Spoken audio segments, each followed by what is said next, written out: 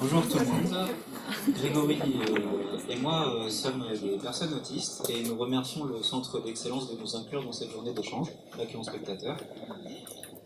Dans cette session, nous allons donner la parole à deux chercheuses de l'unité mixte de recherche cerveau-imagerie qui vont présenter deux travaux de recherche sur le développement typique de la perception sensorielle. On peut se demander On peut se demander quel est l'intérêt d'étudier la perception sensorielle chez les personnes typiques.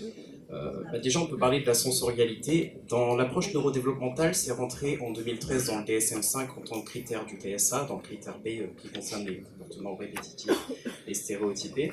Et on peut aussi voir qu'il y a un gain d'intérêt pour la recherche sur la sensorialité, notamment depuis 2000, puisque si on cherche sur PubMed les termes en relation avec le sensoriel, conjointement au TSA ou au TDAH, on recense environ 4273 résultats et il y a 95% de ces résultats qui sont après 2000 et 30% entre 2021 et aujourd'hui de publiés. Donc ça suggère qu'il y a quand même un fort attrait pour la recherche au niveau de la sensorialité. Et pourtant, ce sujet est indispensable pour comprendre ce que peut vivre une personne autiste. Ça peut poser des problèmes très simples auxquels on ne peut pas forcément penser dans la vie de tous les jours. Dans mon cas, des arbres qui défilent le long d'une route, s'il y a le soleil sur le côté, ça me fait des flashs. Et du coup, de me cacher comme ça, c'est pas pratique. Des diodes d'un ordinateur, ça peut me gêner par exemple.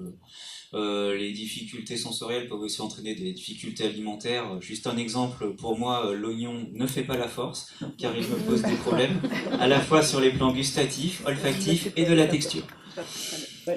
Ça peut aussi concerner le vestibulaire. Moi, je supporte même pas les balançoires et les manèges pour les enfants. Et pour moi, un appui-tête dans un transport m'est indispensable. Du coup, par exemple, je me fracasse le dos à chaque fois que je prends le tramway. C'est pour ça qu'aujourd'hui, Marianne Latinus, chercheuse en neurosciences du coup à Ebren, avec Zoé Aponti, doctorante en neurosciences, vont nous présenter des travaux qui cherchent à permettre d'évaluer la trajectoire neurodéveloppementale d'un point de vue de la perception sensorielle, parce que finalement, comment est-ce qu'on peut qualifier quelque chose d'atypique si on n'est pas capable de qualifier ce qui est typique de manière reproductible et fiable?